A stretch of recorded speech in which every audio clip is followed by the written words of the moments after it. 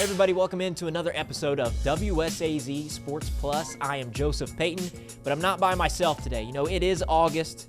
We have started football practice in all 3 states, so what the heck. Let's bring WSAZ Sports Director Keith Morehouse in here. Keith, it's that time of year again. We told folks back in July that once we got to August, this program would be a little more football-centric. You've been covering this sport for a long time around here, man. What gets you going about this time of year? I know it fires me up. You know, I tell everybody, Joseph, when they go, oh, football won't be long, and all through the summer I go, hold on now, let's just keep this, you know, let's take this at a leisurely pace. Mm-hmm. It's summertime. But then when August does hit, honestly, I still get that same feeling I did years and years and years ago when I started this, is just the start of practice gets you fired up. And today, for instance, we've been all over the map, went to Hurricane. Andrew went to Hurricane and Cabell Midland. They had Midnight Madness practices. We're heading to Ironton, Boyd County, Huntington, Spring Valley, GW, South Charleston. We've been all over the map, and this is day one. But you do get the juices flowing, and it's just that time of year when, the kids are excited, the coaches are excited. For right now, before school starts, they've got them all to themselves in football, so they love that. And it's just a fun time of the year, and many years that we have done this, you still get that fired up feeling about a football, and it's hitting right now because it's August, right? You like that Midnight Madness? I feel like that started on the college basketball side. Was that a Kentucky thing? I feel like they're the first ones I've ever seen do Midnight Madness, and it's of course college basketball. Now you're seeing it in high school football. You make a spectacle of it because football season, when it rolls around, it feels like Christmas Day or Christmas Eve, you know? Yeah, and not so much basketball anymore. They've kind of gotten away from that, right? But I think I do like it. I think some of the coaches do it. Hurricane and Cabell Midland both have new coaches, so they're kind of eager to get after it. So they probably wanted to start as soon as they could. Plus, in the August heat, although this week it's a little cooler than it has been, maybe some of those coaches want to get started at night. It's not so hot, and get everybody going, and I think it gets the kids fired up too. Oh, we get to practice at midnight. Yeah, that's cool. And so I'm all for it. Practice, whenever it works for your program, and it's fun to have those ones that start a little bit earlier. Yeah, so we are within, I think, we're really about 2 weeks out from Ohio and Kentucky. They start a week ahead of West Virginia, and then come, that weekend of the 29th, there might even be some Thursday night games in there. I'm not 100% sure.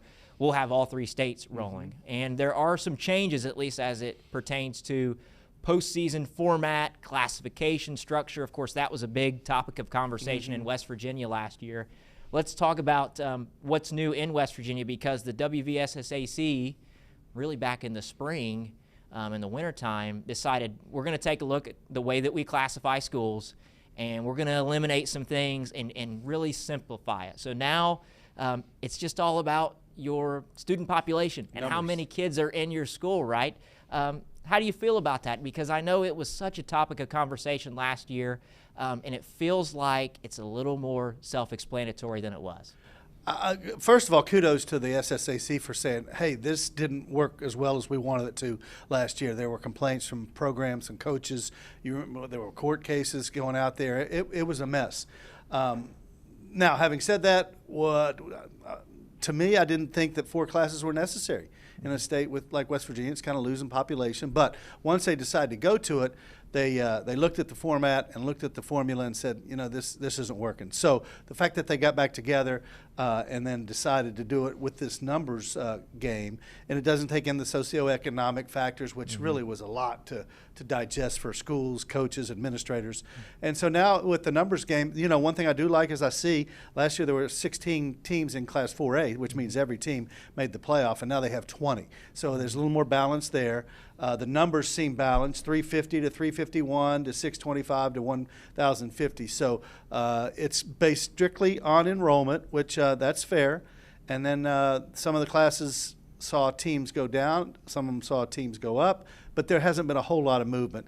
But at least I think they've quieted some of the storm that happened last year. Yeah, so you feel like hopefully everyone agrees with that. And the Board of Control, it was 150 to nothing, so it was a unanimous vote. You feel like with everyone in agreement, you're not going to see all that litigation in your home counties like we did back last November, October. Yeah, I do. I think what it does is it lets all these coaches know, okay, here's where we stand, here's who we play, here's who we have to schedule.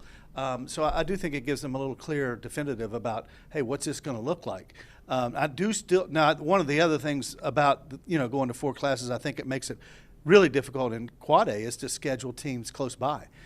We're talking about, we're going to talk to Billy Seals and Brad Dingus and a bunch of guys today, and Steve Edwards Jr. And a lot of these guys are having to travel. These programs are having to go farther out just to get a team to play that's also 4A. So there's that for the biggest schools. I think scheduling has become kind of the biggest issue for them. Is how do you get enough games, and where do you have to go to play those games? That's part of the equation now. And you're really alluding to kind of the playoff points and the metric that we use to seed teams, because if you're a Quad A school, you want to play Quad A schools. Yeah. And if you're Cabell Midland or Huntington, there's not all that many of them around here once you get past Charleston. Right. I mean, you take out the Spring Valleys and the Capitals, and now Riverside's back up. But, it's not – you don't have anything against those programs, and they're good programs, and you should be playing them, to be honest. But, like you say, from a point standpoint – doesn't make sense for you. You got to go play somebody that you can get the proper number of points for. So that does mean to travel to Parkersburg. Sometimes you go to Martinsburg, maybe in a regular season game. These are longer road trips for the kids, but you got to.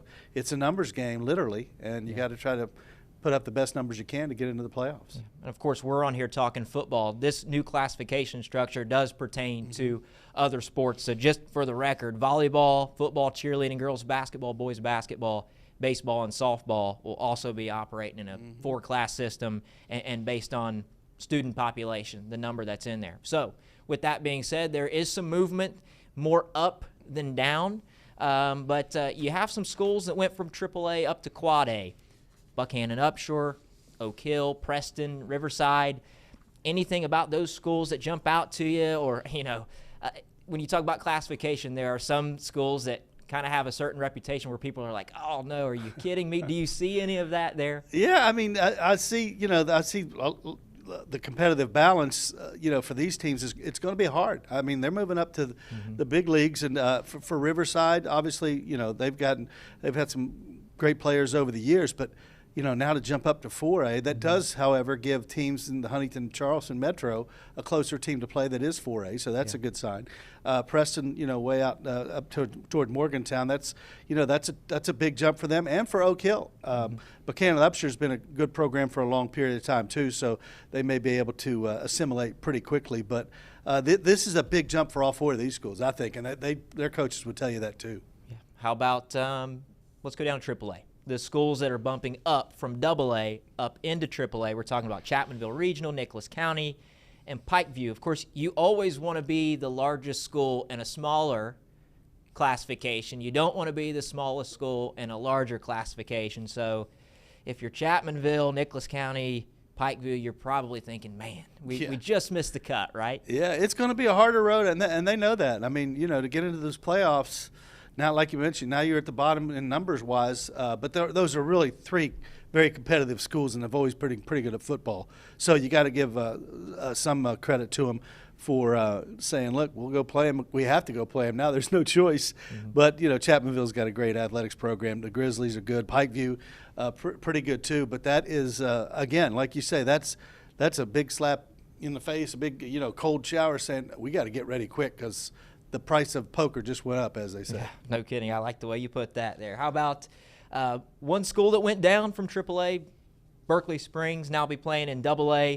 I don't know much about them. Do you feel any type of way about that? They're probably pretty pleased with that. I would think so. I don't know about their road trips. They're obviously over in the Panhandle, so that might affect their travel a little bit. But my guess is they're probably running around at practice today pretty excited about their prospects. Yeah, let's go down there and see what we got. And you get to play some teams you haven't played before too. So, okay, how about jumping up from single A to AA?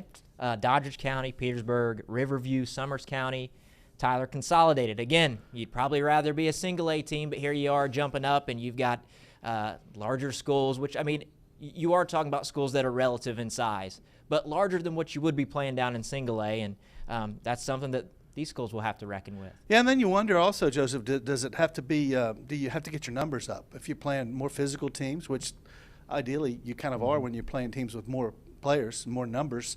So I wonder how that will fit into their their plans as they get ready for the season. But Dodgers, as you mentioned, Petersburg's been a really good team in their class for a long time. Riverview down south in Summers County, and Tyler Consolidated. All of them. I don't think there's going to be teams in that league, in that division, that they can't play with. But again, it's whether you can play with them and then win enough games to get to the playoffs, which we'll see. And then if there's any movement that will probably draw some reactions, it's Wheeling Central Catholic going from AA down to single A. And look, it's no disrespect to them. They are who they are, and they have the amount of students that they have. But that's a conversation that you see around the country no matter what state that you live in and what school your kids go to. It's that public versus private school kind of competition or rivalry because people feel a certain type of way about it. So here they are, coming down into single A, and those schools are probably like, man, are you kidding me? Is that a misprint? Yeah, I mean, they've won titles in everything from baseball to basketball to football. Now they're going to be in the mix. And the big controversy has always been with those private schools is they can essentially go recruit, and public schools seemingly can't. Although, with all the transfer rules that have changed over the years, that's changed a little bit. But they're not going to roll out the welcome mat for Wheeling Central at that level. They're really not. But they're going to come in guns a-blazing. You know that. Yeah, and they had a good year last year from what I understand. 3 losses. I think they lost to Williamstown twice. And Williamstown was really good, and got beat by Fort Fry, who is a small school in Ohio that has historically had really good football. And so they were performing well already in AA. And so now you come down to single A, and we'll see how they fare. I don't know who they have coming back and what they intend to do this year, but again, that'll draw some reactions. Yeah, well, I'm sure we'll be talking about them around playoff time too. Guarantee it. Yep. If you don't care, Keith, check out the graphic there that kind of breaks down just how many schools are in each classification. Yep. There are not very many schools to go around in West Virginia because 20, 30 years ago, a lot of these schools consolidated. So relative to Ohio, to Kentucky, there are just not nearly as many schools, but you do have much larger schools and much smaller schools. You can't just put them all in one pot. What do you think about that? Yeah, for my interpretation of it, I think that they, what you want is balance in each of those classes, and you want to get to this similar number in each one. And understandably, you got to do it with the numbers, but if any way you got to tweak those numbers to make it where there's about an equal number of there are an equal number of teams in each classification, then it's a fair run to the playoffs, right? Because as we mentioned last year in Quad A, all 16 teams made it. Well, that's not what you want. You want teams to have to earn it. So you maybe have to make the defining line, a little bit different from year to year. My preference is if you can get 26 in each class, 26, 26, 26, or whatever, the closest you can get to some equality in those numbers, the better it'll be for all 4 classes. Yeah. You go from having a situation where everybody in Quad A pretty much makes the playoffs to now at least you kind of have to earn your way in there. Not everybody's going to get in, and so that's a much better situation in Quad A now. What if you had 24, 26, 28, and 26? I think that would be, from a parity standpoint and a numbers game, maybe a better way to do it. I just, I'm like we said, that problem last year with all 16 teams making it, that's not going to happen again. You'll have 4 teams that don't. So I don't know how you tweak the numbers to get those closer to AA and AAA, but I just think that the equal amount in each division is the fairest way to do it. Sure. I tell you what, man, I'm just glad something changed, right? Because when you have a problem, you can't just continue to do the same thing over and over again and hope for the best, because in my opinion, we'd have been right back where we were come November if we would have stuck with how we were previously operating. Right, and there was no question something had to be done, because the biggest contention was from schools like Spring Valley and Brad Dingus. Wait a minute, we scheduled a Quad A team and they turned into 3A.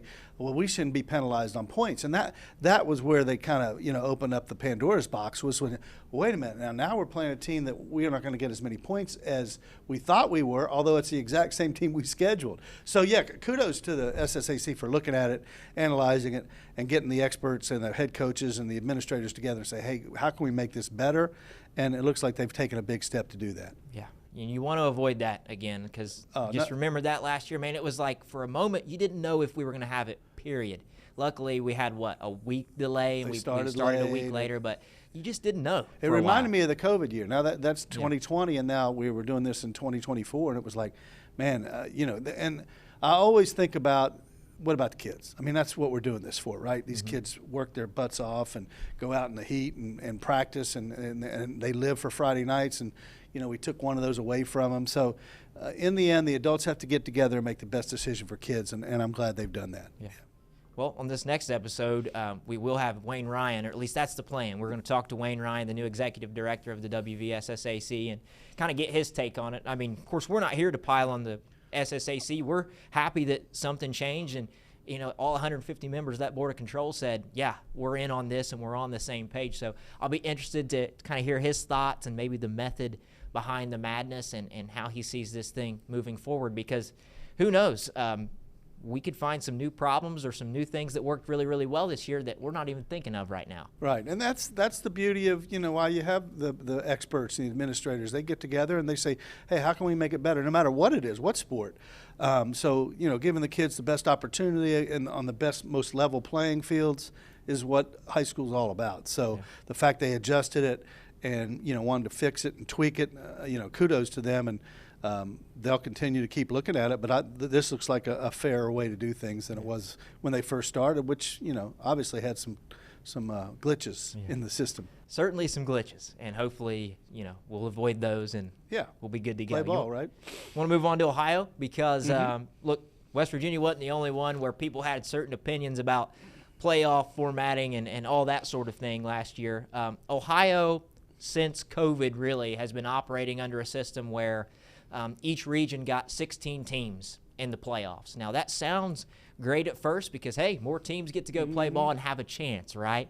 But, with everything, there are some unintended consequences. And so it sounds like, they put some questionnaires out there and got some feedback from its member institutions, and they've decided to dial back a little bit. So this year in Ohio, you'll only see 12 teams from each region making the playoffs, and it tweaks the format a little bit. That means the top 4 seeds in each region will have a bye, and so they'll get to rest up and probably go watch some games on a Friday night and see who their opponent will be. The other 8 teams will play each other, and not only that, you're going to see more home field advantage games now. People are going to get to host games up through the regional semifinal. The first 3 rounds will be hosted by the higher seed, as opposed to previously we used to have just those first 2 rounds. So what do you think about that, Keith? I mean, it's certainly given teams more opportunities to host games, but you also lose 4 schools that otherwise would have had a chance. Yeah, but on the surface, Joseph, I like it. We're looking at Ohio, which obviously has the population of Ohio is so much bigger than Kentucky and West Virginia. So they have a numbers issue. They got to dial it back a little bit. But I do like the concept of rewarding the 4 best teams in your region because they played the best during the regular season. So if they get to take a week off, well deserved. And you look at what Ironton did last year, winning the state championship. Fairland was lights out. Typically we lament the fact that when Wheelersburg and Ironton or Fairland get a little deeper into the playoffs, they end up in Chillicothe or a little farther away from us, and we can't get it. So I'm all about, what's wrong with a couple of home games and, the atmosphere at Tanks or at Miller Stadium or the Rock, the concrete jungle there at Fairland. That's exciting for their fans and a little bit of a reward. And, it's okay by me to have home field advantage because they've worked at it and earned it. Yeah, and I think what you saw around the state, and it's not true for every region in each division. You're talking about 7 divisions, and there's 1 million teams making the playoffs these days, or at least there were last year. But you did run into these scenarios where a team would sneak in at 5-5, and their reward for going 5-5 was traveling 2 hours somewhere to play the 1 seed who really they had no business playing, and you're risking injury on both sides of the ball. I mean, Marion Local in Division 7 last year, they had, I think, 2 teams drop out and say, hey, we're good. We don't want to play you. So they ended up going down to, it was either like the 18 or 19 seed in their region just to play a playoff game. So you do want to avoid that, but I'm also looking at this and I'm saying, under this new format, Wheelersburg would have been left out. Yeah. A team that made the regional final. Yeah. So it's give and take. Yeah, it is. Although you don't ordinarily see Wheelersburg as a 14 seed either. No, so that's a dangerous 14. That was different. I don't care who you are. are. But you mentioned, and it becomes a game of attrition too at the end of the year if you're losing players and you've got some injuries like some of those Division 7 smaller schools ran into. But then, Worthington Christian had to go down to Ironton, so Worthington Christian would have been out. Wheelersburg wouldn't have made it. Zane Trace wouldn't have made it, and Colgrove wouldn't have made it. So, yeah, I mean, there are going to be some times, but that happens in every aspect of sports, right? We always talk about, the March Madness, and, what about, they left this team out. This team went, 29-3, and someone else got in at 18-12. There's always going to be that argument, but bottom line is win as many games as you can, get seeded and then the top 12, and then you don't have to worry about it. Right. So we talked a little bit about that Division 5 Region 19 playoff bracket last year. Let's look at what it would have looked like under those same results. And what it looks like now, right? Under the new format. So this is, 2024 results, but with the 2025 playoff format. Ironton would have been sitting there waiting on either Portsmouth or Amanda Clear Creek. Now, I believe Ironton did end up getting Portsmouth anyways in the second round last year. Harvest Prep would have been waiting on Piketon or Columbus Academy. Barnesville would have been waiting on Nelsonville, York, or Union Local, which means they would have avoided Wheelersburg because that's who upset them in the first round. And then Fairland would have been waiting on West Muskingum and Afrocentric. West Muskingum did end up upsetting Fairland. But just to give you an idea of how different this thing will look, it also means I think they really did put more of an emphasis on the regular season because you got to be top 12, not top 16 now. And that extra week of rest will be invaluable for those coaches. I mean, you can get your kids healed a little bit. You can do some scout work. It's something we haven't seen, but I promise you, if we talk to Trevor Pendleton, he's going to say, "Oh, that's a great idea. Well, I'm all for it," because you get those kids a little bit of R&R and heal some injuries, and they'll be everybody's banged up at that time of the year. So. I think it's creative. I think it's a good idea, and and reward those teams for having those ultra successful regular seasons. And you get that atmosphere, which at neutral sites you don't always have. Yeah, I have a big opinion of that in college football. It's like, hey, let's play on campus, right? It's much more fun. Yeah, neutral sites are cool. Here, there, and everywhere, but I don't know, there's something about having somebody come to Huntington to play you that's much more special. I feel that way about the high school football playoffs. You got to go to their town, Same thing in college basketball. Don't go play the games at the Madison Square. Just play, alternate on campus. You play them one year, the next year. I mean, it's for the students. We forget that sometimes too, right? Well, before I let you go, because I know you have a show to anchor here at 6:15 or so. We've been going for almost 30 minutes. We're starting to cover practices. We're starting to hear from coaches. Let the folks know kind of what they can expect over the next 2 to 3 weeks as not only the community builds towards week 1, but so do we here at WSAZ, and of course getting ready for that first football Friday night. Yeah, I wish we could say we have a perfect grade of getting to every high school that is in our coverage area. We try, but it's nearly impossible. But we try to fan out and get as many as we can, as much as we can, and not only just to give fans an idea what their team's going to be like, but also to give these schools, say, hey, look, they cover high school football, and we put a huge emphasis on it. Obviously, with what you do on Fired Up Fridays, how many resources we give to Football Friday night on a weekly basis. I mean, we take it seriously, and the kids deserve it, and by all accounts, they enjoy it. So the least thing we can do is get out to their practices and go talk to coach and a few players and say, hey, what are your expectations? And they're always happy to see us and always gracious about, interviews and those kinds of things. And so it's fun, man. It's football in its purest form, and it's still a whole lot of fun to cover. There's politics and transfers and all the things we've got in college football now, and it's obviously a point of contention for a lot of people. But high school football is just it's fun, it's pure.